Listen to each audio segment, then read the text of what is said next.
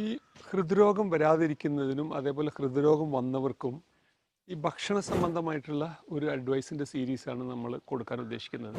അപ്പോൾ അതിൽ ഒരു മുഖ്യമായിട്ടുള്ളൊരു സംഭവം നമ്മൾ ശ്രദ്ധിക്കേണ്ടതെന്ന് വെച്ചാൽ നമ്മുടെ ആളുകൾ പ്രാക്ടീസ് ചെയ്യുന്ന ഒരു റോങ് ആയിട്ടുള്ള മെത്തേഡിനെ കുറിച്ചാണ് ഞാൻ പറയുന്നത്.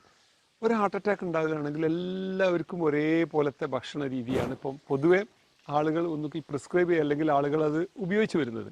പക്ഷേ നമ്മൾ ശ്രദ്ധിക്കേണ്ടത് ഈ ഭക്ഷണം പ്രിസ്ക്രിപ്ഷൻ ചെയ്യുമ്പോൾ ഓരോരോ വ്യക്തികൾക്കും വ്യത്യസ്തമായിട്ടാണുള്ളത്.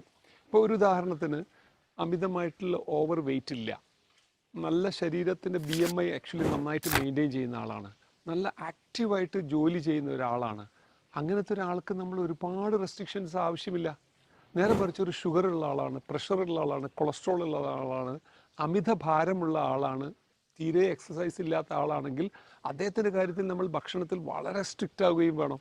അപ്പോൾ ഒരിക്കലും ജനറലൈസ്ഡ് ആയിട്ട് ഒരാൾക്ക് ഹാർട്ട് അറ്റാക്ക് വന്നു കഴിഞ്ഞാൽ പിന്നെ അയാൾ ഇതൊന്നും കഴിക്കാൻ പാടില്ല, നോൺ വെജ് കഴിക്കാൻ പാടില്ല, ഫിഷും ചിക്കനും മട്ടനും ഒന്നും കഴിക്കാൻ പാടില്ല എന്ന് പറയുന്നത് ശരിയല്ല. അത് നമ്മൾ ആക്ച്വലി ആ പേഷ്യൻസിന് ഇൻഡിവിജ്വലൈസ് ചെയ്ത് നോക്കിയിട്ട് വേണം നമ്മൾ അതിനൊന്ന് പ്രിസ്ക്രൈബ് ചെയ്യാൻ.